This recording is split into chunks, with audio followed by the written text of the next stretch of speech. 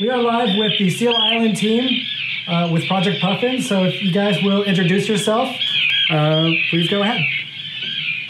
All right. Well, I think everybody has met me through the online chat board and during my first live chat. But I'm Keenan, and I'm here, and I'm here with three of our other field researchers here, Raven, Colin, and Poncho.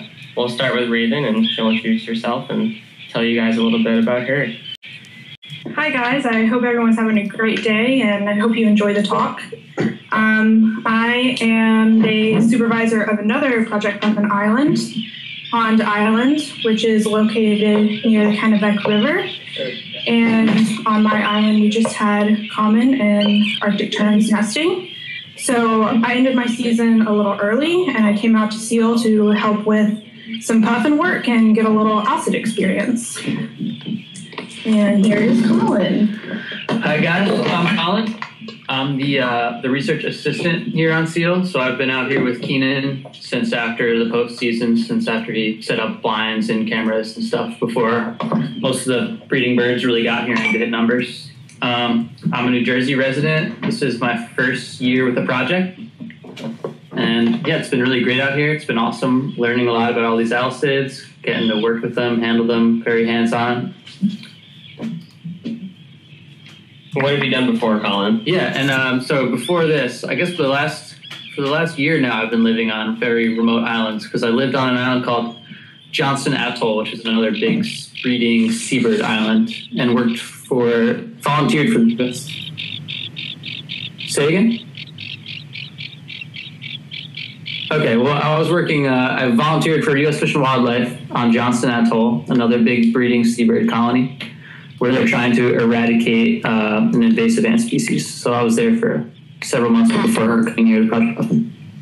Yeah, that's me.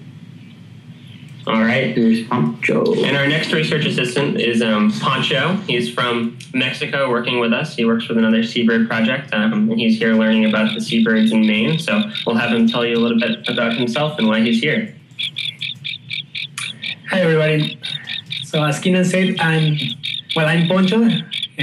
My first name is Alfonso, but everybody calls me Poncho. And I'm a Mexican biologist, and I'm here as a part of an international internship program. And so what we do in Mexico is a similar project than the one that they have here on Maine, but we are just starting our project. So we are learning a lot of things from this successful project that they have several decades working on. And we are working with several species on the Baja California Peninsula. And well, so far I've been here for about 3 weeks, and I'll be here for 1 more week. Just sharing experiences and enjoying being here and seeing all these beautiful birds. All right. And tell them the name of your organization too. I work for Grupo de Ecología y Conservación de Islas, which is a Mexican NGO based on Ensenada, Baja California. We have been working with islands all around Mexico, primarily working on eradication of invasive species. But right now we are on the second stage of most of this project, which involves the habitat restoration and wildlife management. Just trying to bring back all these species that once lived on these islands before some disasters as oil spills and toxic contaminants on the ocean and introduced predators as feral cats and rabbits, sheep, were decimated the population or even drive it then to the local extinction or extirpations. All right. Thanks, Poncho. We're going to move into telling you guys what we're doing right now. We just got from doing what we call Puffin Grubbing, and that's when we get into the burrows and we take out chicks and we weigh and measure them. So we'll have Colin tell you a little bit about what we do when we go out for what we call a Puffin Grubbing stint when we take the chicks out. So you can just tell them what we do and what we do with the chicks. That would be awesome. Sure. So Puffin Grubbing, we're usually targeting some burrows we've been watching over the course of the season. And so we're usually pretty certain we're going after active burrows where we've seen adults bringing in fish. So we know there's a chick there that they're, feeding, obviously. And we'll get in. A lot of it is a lot of sort of a combination of gymnastics and can get a little yogic almost because it's really very stretching and it's pretty rough on the body. But yeah, so you try to grab them with the hand ideally. You pull them out of the burrow as safely and calmly as you can. And usually you're trying to limit your time in each burrow because you don't want to really overstress any single bird. And then we'll pull the chicks out, if all goes well at least. We'll measure their wing chords quickly. We'll measure their mass by putting them in a little bag with a little Pasola scale and kind of hang them in this little bag. And then we'll give them a band, a breeding bird laboratory band, and a field readable band so that if and when they come back to breed here, we can see them in scopes, recite them, and know that, hey, we banded that bird a few years ago here. Mm-hmm.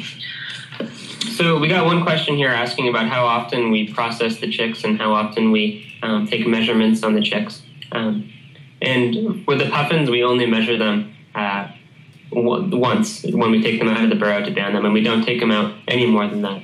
Next year, we're hoping to start a project where we take chicks out every 5 days, and we take them the wing chord and measurement to see how they're growing and see if they're healthy. And then we can correlate that with variables such as weather and the food that the parents are bringing into the chicks. But with terns, we take measurements on tern chicks almost every day when they're here. They're much easier to catch and it's not as disturbing to them because we don't have to go into any burrows. They nest right out in the open grass. So yeah, that's what we do with the chicks here. And the next question we have is, you must have a lot of video coverage stored up from the cams. Can you use citizen scientists to go through these to look up specific behaviors? So far, we haven't done any of this, to my knowledge, but we definitely could do that. It would require a lot of work, and I think that a lot of people, you would really have to know what you're doing before you go in and looking for specific behaviors of the puffins. Some of the best data that we can get from you guys helping is we can get high counts of puffins when we do the video tour of the boulder berm, and you guys count the puffins that are loafing. That's very important data because if there's a lot of puffins loafing, then we know that the food is good and the puffins don't have to be feeding all day. So that's really good information to tell us what's happening in the nearby waters. And we also can get if you guys take pictures of bands, that's really important for us to go through because we can see, perhaps we didn't see those bands during the field season. So then we can read them and we know if that bird's still alive. So that's really important data. And perhaps that's the most important data that we can get from the video coverage from the cameras. All right, I'm going to have Colin take this one again, and it's, what is the most surprising or unusual thing that you have seen this season? And it can be, and we'll go around with this one. Yeah, that's a really interesting. Colin can answer it, and Raven will take a hit at it, and then Poncho will as well. Yeah, over the whole season? I guess, I mean, I don't know how familiar people are with the tropic bird that lives here, but for me, that's just it was so surprising to sort of randomly get put on an island. I was on a big tropic bird breeding island before, and then there's, strangely enough, a resident red-billed tropic bird in the Gulf of Maine, of all places. Not terribly tropic, I'd have to say. And why is that unusual, Colin? Just because it's so far north. We don't know what he's doing here, but he hangs out with us. He's been hanging out since I got here, and he's still here. So most of the summer. Yeah, very surprising, very unusual. Very beautiful. So, how about you, Poncho? What's been the most interesting thing that you've seen since coming here, in terms of birds? Maybe the puffins' behavior, or maybe grubbing. Maybe that was really interesting to you, or something like that, or watching the diet. Definitely, it's been a lot of interesting experience around here, and also on my previous island, But so far, I've been learning a lot about how do you run the project and not just about the behavior of the puffins or other interesting birds as terns or razorbills, or what do they eat, but also other interesting things as outreach and the interaction with the fishermen, the many interesting things. The techniques that you use, the social system attraction, the decoys. I think the whole project have an impact on the community and on other scientists, and so it's very rich. It's a very rich project, very integral, and it's been a great experience so far.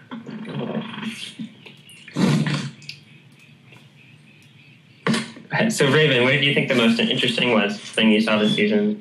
Maybe it was on Seal, maybe it was on your other island, but what was the most interesting thing that happened to you this season, or unusual? Yeah, so actually on Pond Island, where I supervised before coming to Seal, I had a lot of nocturnal abandonment, which is caused by predators. In my case, on Pond Island, I had great horned owls, and we would trap the great horned owls safely and then transport them to a rehabilitation center where they were released in northern Maine. But excuse me, one of the things that we would see when we had nocturnal abandonment was a later hatch date for the nest. And so I would have nests that were way past the date they should have hatched, that were still hatching eggs, which was really unusual for me because I had never really seen anything like that with my past tern work. And I was actually very surprised that those chicks did hatch, and some of them survived and reached fledgling, and others didn't, but that happens in all cases. But I thought that was really fascinating that those chicks and those eggs were able to survive, even though they were incubated for such a long period of time. Mm-hmm. I think that for me, the most interesting thing that I've seen this season is the way that puffins and razorbills are spreading around the island. First, the cameras cover a lot of what you can see where puffins have historically been breeding out here, but puffins are actually moving farther away from where they first started breeding on the island, and now they're breeding all the way on the other end of the island. And we're also seeing a very big increase of razorbills, which you guys have been seeing on the loafing ledge camera. The razorbills didn't start breeding here until about 10 years ago, and every year we're seeing more and more pairs arriving. And this year we had about 15 more pairs than we did last year. We're up to about 33 pairs of razorbills, which is really good news for us, and we're hoping that those numbers continue to increase. So I'm going to have Colin tell you guys a little bit about what we do during a blind stint. So I think that you guys probably have seen the bird blinds from the loafing ledge cam or the bolded berm cam. We spend a lot of time in those blind, and we do a lot of different research. So I'm going to have Colin tell you guys about what we do during a puffin feeding study and how we do that, and what kind of information we can learn from doing a puffin feeding stint. So here's Colin. Sure. Puffin feeding stints are one of the big favorites on the island, actually, too. So we have a few blinds where we know a lot of birds have burrows and are relatively close. And we have a pretty nice, pretty fancy project camera that we bring out there. And you just have to watch eagle-like, like a hawk the whole time, as puffins, usually they'll circle a bit with fish in the bill. And so you'll get ready and you'll start shooting away. Usually I learned pretty quickly that the more pictures you can take, the better of single feeding. And you're watching where this puffin goes, you're watching to see if he's banded or unbanded, and you're recording all this data as you're snapping pictures. It's kind of a crazy setup. You're really juggling a lot of different things. But then I think the best part of it all is that you get to go back later after you've taken pictures of a few different feedings during a stint. Usually they're for over a period of 2 hours. You'll come back and you'll upload all those pictures on a computer. And then usually you'll get to go over it with someone else too, just to kind of double check you. But we get to see exactly the species and the size of different fish that the puffin are bringing in.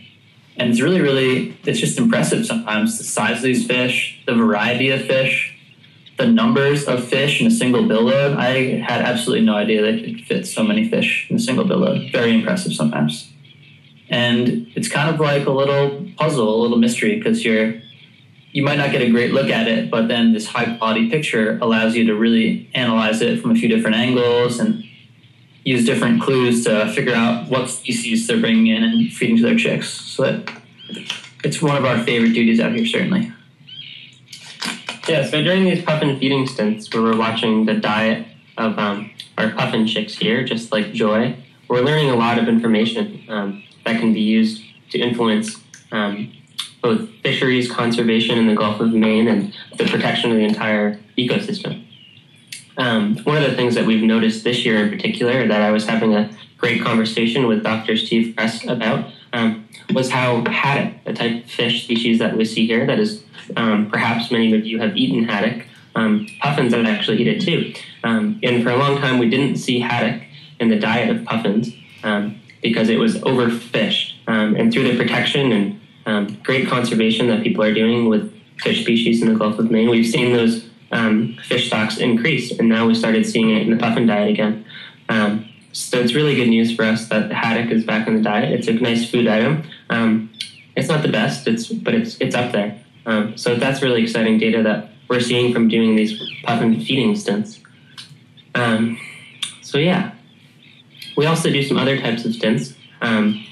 We're not just, we banned all of our birds like Joy when they're chicks for a reason. We want to know how old these birds are when they come back.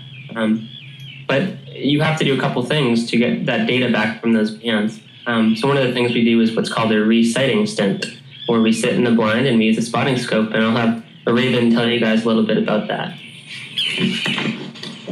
Yeah, so a re-sighting stint is really important for several reasons. One of them being is that information that's collected can be used and we can trace back those birds and find out where they were first banded and where they've been seen before in the past. And we can learn a lot about their movements around areas and see if those birds are coming back to where they originally hatched from, or they're moving islands, or they're migrating through.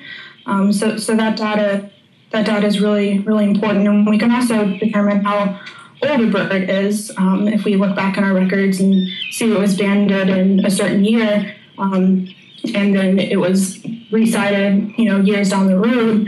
So we can also identify the age of the bird, which is very important as well. Mm-hmm. All right, so the final thing that we do in the blinds that we've just started last year is what's called a puffin feeding rate study. And we conduct these studies by watching a subset of burrows, about 8 or 9 of them, for an entire day. And we try to see how many feedings that each puffin chick is getting throughout the period of the day. So during a puffin feeding rate study, we're just watching with binoculars to see if a puffin parent brings in fish to its chick. And then once we can write down the time of the feeding, and we know exactly how many feedings that puffin chick got throughout the entire day. And we kind of share the duties because we're in that blind. One of us is in that blind for up to 14 hours in a day, maybe sometimes more. So it's a lot of watching puffins and puffin feedings, and it's very exciting.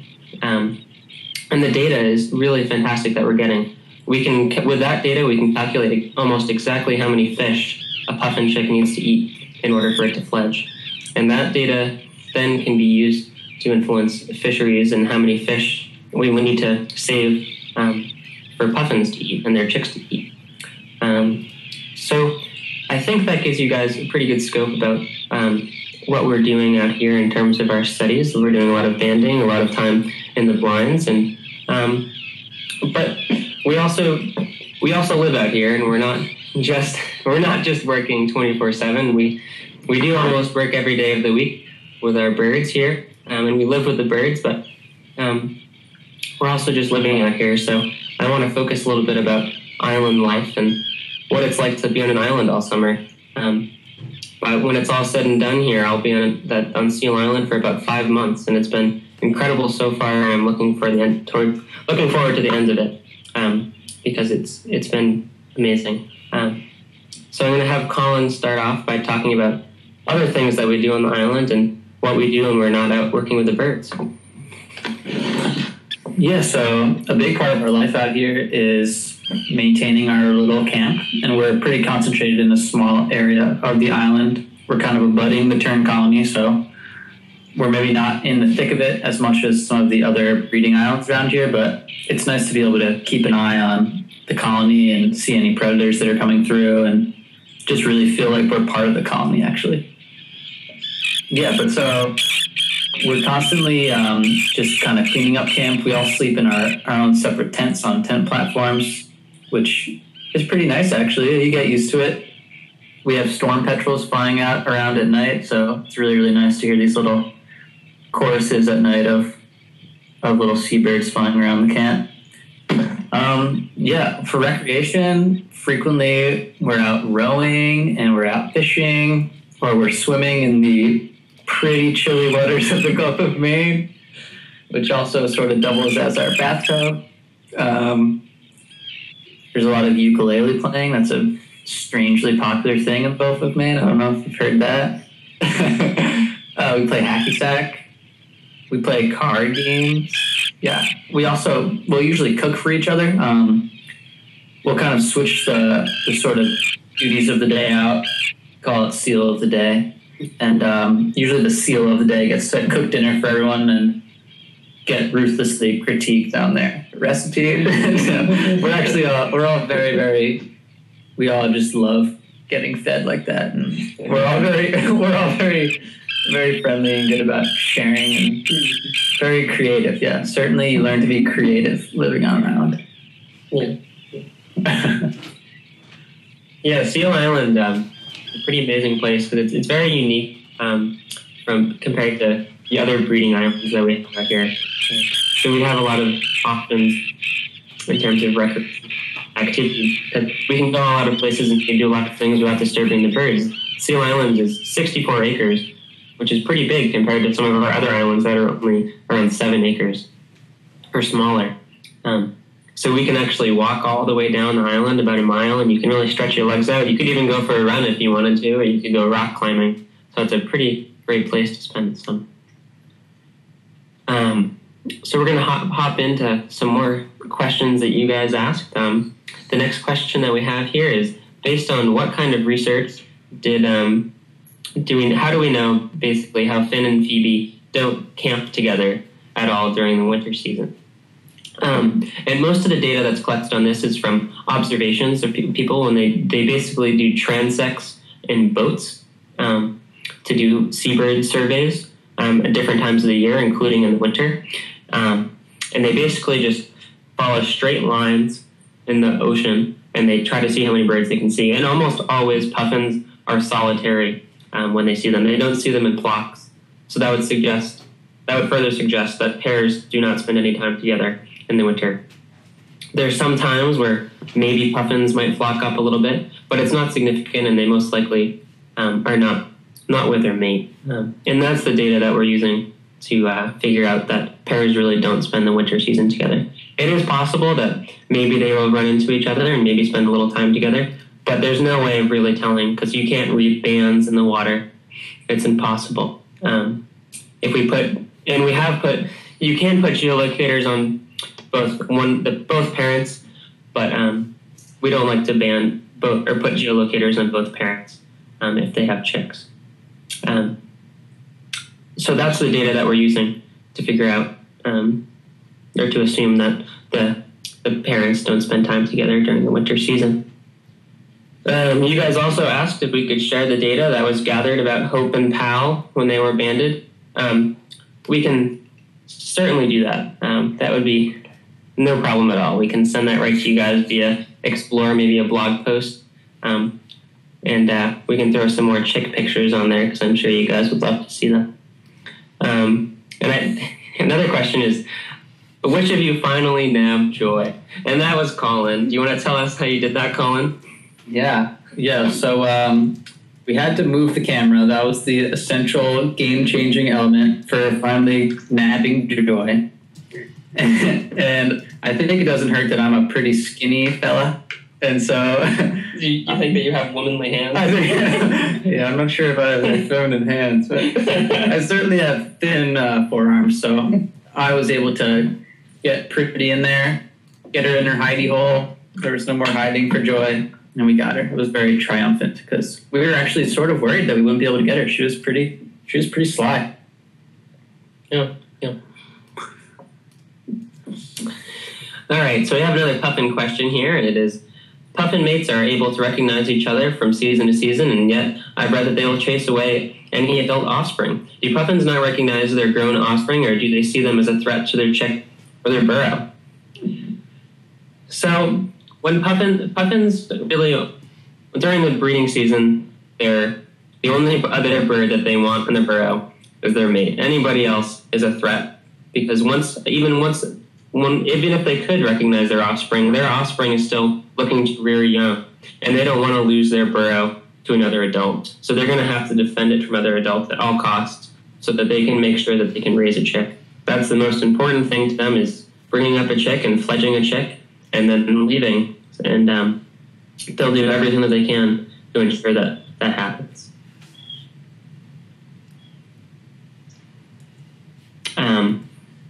But on occasion, I think maybe a puffin chick could run into their parent, but that's something that we really can't tell. Very difficult to observe interactions between different birds, especially known adult chick pairs. So yeah.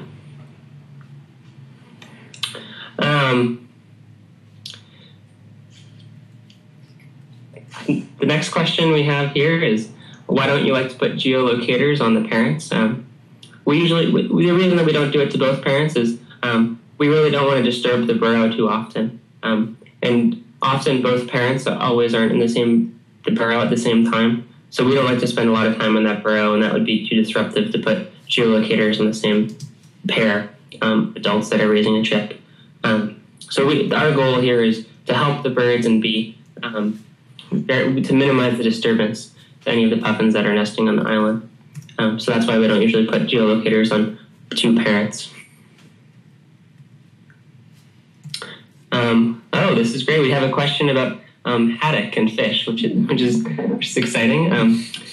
So it says, haddock is in the puffin's diet. How do they manage to eat this larger fish since their bills are not made for tearing the flesh? So they're bringing in younger haddock. It's not the type of haddock that you would see at a fish market. They're probably only maybe, they're not too big. They're only maybe like 3 or 4 inches. Sometimes they might get up to like 6 inches. So they're young haddock. They're not big ones. All of the fish that they're bringing in are, for the most part, younger fish. And they're still growing. But occasionally you can see a really big fish. Yesterday I saw a puffin carrying a herring, and it was almost as long as its whole body. It was amazing. I don't know if the chick swallowed it, but it was a huge fish. So, and sometimes we see really big squid. Poncho got some great pictures of a squid the other day that a puffin was bringing in, and it was very large. So it's amazing sometimes how much these little chicks can swallow. Sometimes we wonder, and I'm sure you guys wonder the same thing when you're watching Joy, how she even fits all of that food into her little stomach. But they manage to do it, and they grow really quickly. Here's a funny question. We observed Joy dumpster diving yesterday into her hidey hole, almost completely submerged. I have theories about what she was doing. I would guess that maybe some terns and other adults might have been giving alarm calls, and maybe she thought that there was a threat, so she wanted to hide and get into her hidey hole as quickly as possible. So she just really wiggled in there as quick as she could. So another question we have here is, the burrow has been sprayed by birds multiple times in the last few weeks. Is this normal, and might it be an attempt to take over the burrow? Well, I don't think that is necessarily an attempt to take over the burrow. It could even be Finn or Phoebe spraying the burrow, and I think that's pretty normal. I think the adults will start spending less and less time in their burrow as the chick gets older, and I think that we're noticing that with Joy now, that I don't think that we see Finn and Phoebe hanging out with her nearly as much as she used to, but perhaps they might be hanging outside of the burrow. It's very difficult to answer that question, because we're not watching the burrow all the time. But that would be my theory, is that either Finn and Phoebe are hanging out near the entrance and they're just going to the bathroom there, or perhaps another nearby adult just comes out of the burrow and is getting into the habit of doing it. It's not too big of a deal, so I think that the burrow will be okay. When puffin chicks begin their great journey, how do they survive? Can puffin chicks already fly when they fledge, or do they learn to fly at sea? Do you want to answer that one, Colin? Not really. Yeah. Well, they survive by fishing. They are pretty quickly able to fend for themselves. I know they get a little parental care, but yeah, when they're fledging, I think they're usually fledging in the evening. They're usually fledging at dusk, and I think that's just a kind of an evolutionary trait to avoid any predators and sneak out before anyone really is aware. And then they're pretty much independent. Yeah, they kind of start their lives at sea, and yeah, they're ready to go. They're reaching their fledging, and that's when they're leaving. So that term fledging sort of relates to flying. So yeah, they're pretty much able to fly when they leave their burrows. And we're seeing that as we're pulling puffins out of the burrows, how big all their primaries are, and they're starting to kind of shed a little bit of weight. So you can tell that they're getting that optimal wing loading and weight kind of ratio. So they're ready to take off into the air. And also kind of to fly through the sea and start catching fish of their own. Mm-hmm. Yeah, the puffins, when they're chicks, they have to... Sometimes you guys probably have seen Joy starting to leave her burrow a little bit, and the other puffin chicks are doing this, and we're seeing it. They'll walk out of their burrow, and they'll get to a spot where they can really flap their wings. They're building up the muscle so that when they fledge, they can either run down and fly out to sea, and when they get there, they need to really flap their wings when they're diving to get down deep to get those fish. So they really need to practice building up those muscles. And when they're in their burrows and practicing, that's one of the most important things for them, because if they fledge and they're not strong enough, then they're going to struggle to catch fish. So practicing and to fly and building those muscles is very important for puffins before they fledge. Another question we have is, what prompts the puffins to come on land for the season? I've always wondered how they can both arrive at the burrow within a few days of each other. And this is a really interesting question, because it's not just puffins that do this. There's all sorts of birds that your songbirds in your yard, they probably sometimes mate with the same individual every year. And those birds, if you watch closely, you might have a songbird that arrives within a few days of each other every single year. All birds have all migratory birds, their system to return back every season from their migration is very, very tuned in. They know exactly what time of year it is. They do this by watching. Some birds can watch the stars during migration, we think, and some birds watch the day length and how that changes, and some can note changes in the weather. So birds really know what's going on, and they know exactly when they have to move, and they know exactly when they have to get back to the island. So that's kind of how puffins know how to come back, just like a lot of other birds, just like the guillemots we have here, just like the razorbills, and just like some of the songbirds that we have breeding on the island. They all have a very, very sophisticated those brain. circadian rhythms. Right? Yeah, they're circadian rhythms, just like humans have. The birds have them too. So our next question is about the unfortunate death of one of our guillemot chicks. It said they want to know about more detail of what happened to the guillemot chick that we lost. And it's hard. They say that it's hard to imagine how a chick could starve to death in a year with such abundant fish. And the thing with the guillemots is you often have two chicks, and you don't ever see this with the puffins, so it's never really an issue. But when you have two chicks, sometimes the first chick that hatches can hog all the food, and leaving no food for the bee chick. Every single time a parent brings in fish, the older chick, even though it's older only maybe by a day or two, it will grab all those fish and it will grow faster than the other chick. And it'll reach a point where that chick is possibly too big that it actually the other chick can't get any feedings. And that's how it starved. It's not necessarily just because it could be a great year for fish, but the bigger chick can still outcompete the younger one. And maybe some of you have seen that if you have older siblings. Sometimes I think I might have done that to my younger brother. So it's unfortunate, but that's something that we have seen through the other Guillemot burrows that we're following, and that happens every year. It's unfortunate, but it is great that the other chick is doing well, and I think that it'll fledge. So we're really happy about that. Having for a Guillemot to fledge one chick, that's great. It's not ideal. We would have loved it to have fledged two, but one chick is very good. Makes you really appreciate those bee chicks that do make it. Yeah, exactly. Our next question is, do you know if any other puffins have fledged? And yes, they are starting to fledge, and a lot of them are fledging. We've seen tons of burrows that are now empty that had chicks in them. Those chicks have gone out to sea. We haven't seen any puffins out at sea yet, but I think we will. We have Guillemot chicks that are already out on the ocean as well, fending for themselves. So, yes, the other puffins are starting to fledge. Mm-hmm.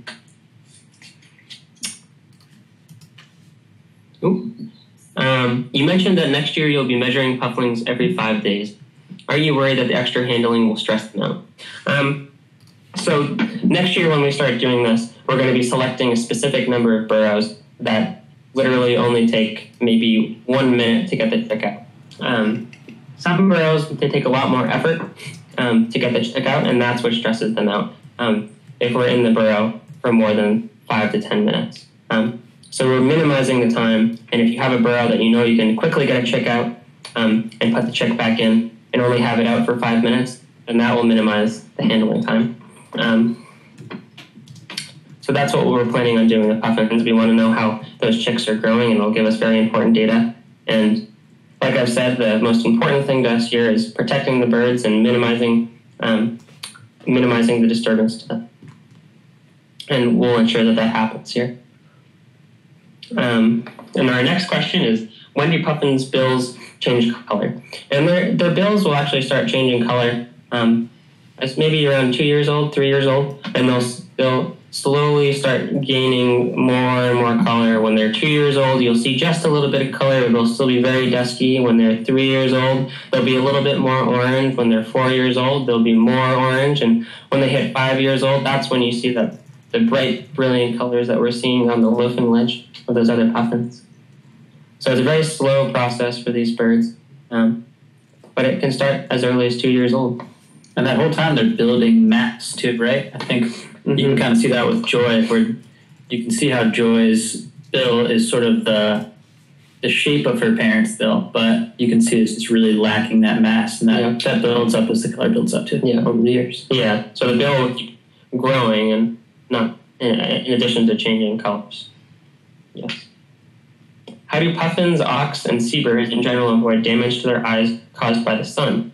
Floating on the water on a sunny day, all the reflections from the sun in the water, it must be hard on their eyes. Do they filter light by closing 1, 2, or all of their eyelids?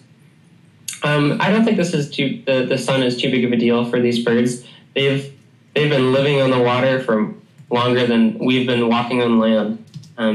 So they're very, very adapted to living on the ocean, and the conditions that they see on the oceans. They have special filters on their eyes for when they dive deep into the water, and so when they're out of the water, I don't think that is too big of a deal. Sometimes you'll see seabirds and auks on the water, and they're just taking a nap with their eyes closed, and maybe they need just a break from the sun, but I think that they're very well adapted to it, and I don't think that it's a problem for them at all. Our next question is, when a puffin chick fledges, do they ever stick near land for a while, or do they head immediately far offshore? Occasionally you will see a puffin chick that is floating with a raft of puffins. That's what we call a big group of puffins of water, a raft.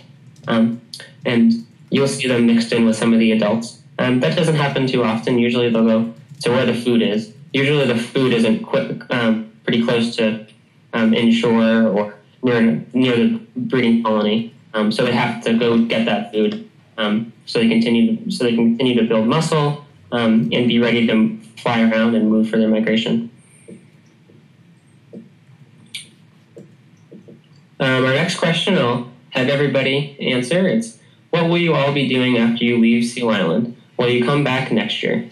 I'll have you go first, Colin. Yeah, I'm heading back to beautiful, sunny New Jersey to catch the last rays of August sunlight there, which is a little bittersweet because it's been really, really great up here in Maine, and I've really grown to love Seal Island. I'm sure you guys get a nice little taste of it on the cams, just seeing sunsets and stuff, but it's pretty indescribable. And I'll probably just live the life of the roving biologist that we all are kind of leading. I think it's, for people our age, it's kind of a very opportunistic lifestyle, but I think we all really like it. I would love to do more field work, and yeah, hopefully I would probably love to come back to Seal Island next year. I don't know. I would definitely love to come back and work for Project Puffin again, but the ball's in their court. You're gonna be Project Puffin. Yeah. All right. What are you going to be doing when you leave Seal Island, Raven? As soon as I leave Seal Island, I am heading back to Tennessee, where I'm originally from. So I will be finishing up my bachelor's degree at University of Tennessee, Knoxville, in wildlife and fisheries management, which I'm really excited about finishing up. I've had a great time at the university. I've learned so much from the program, and that program is what first got me involved in seabirds and shorebirds and coastal work. So it's going to be a little bittersweet leaving the university. And then after that, it's kind of up in the air as well about how I'll be doing. But something similar, most likely, to this. And I hopefully will return to Project Puffin as well for another year or two as a supervisor. And then who knows where I might end up after that. There's a lot of other really great opportunities out there. And there's a lot of other really, really amazing islands to work on. So really the sky's the limit. I would love to come back to Project Puffin. I love the program.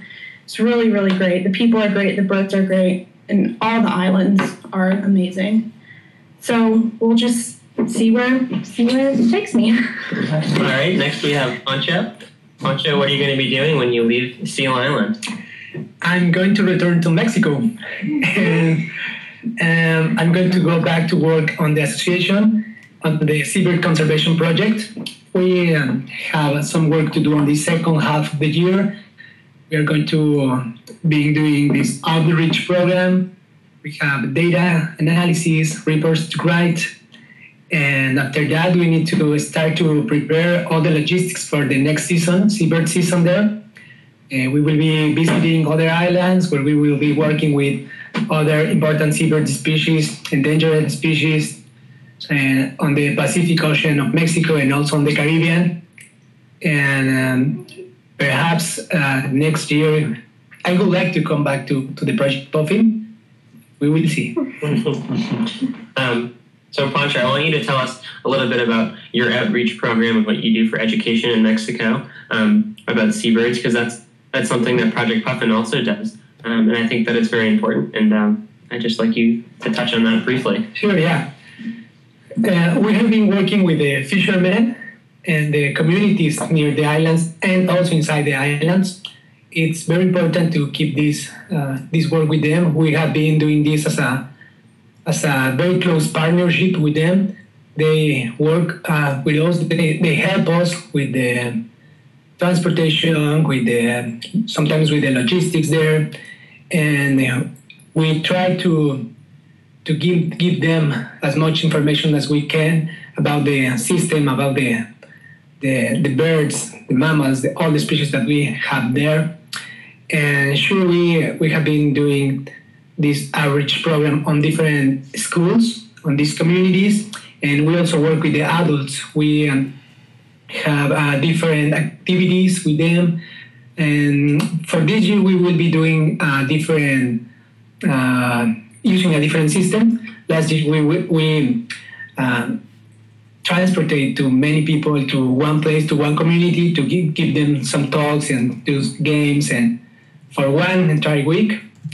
But for this year, we will be going to different schools and different communities to try to spread all this knowledge about seabird conservation. That it is very important, because once we leave the islands and once this project will come to an end, the people who will continue with this conservation of the islands will be the people who lives there. Great.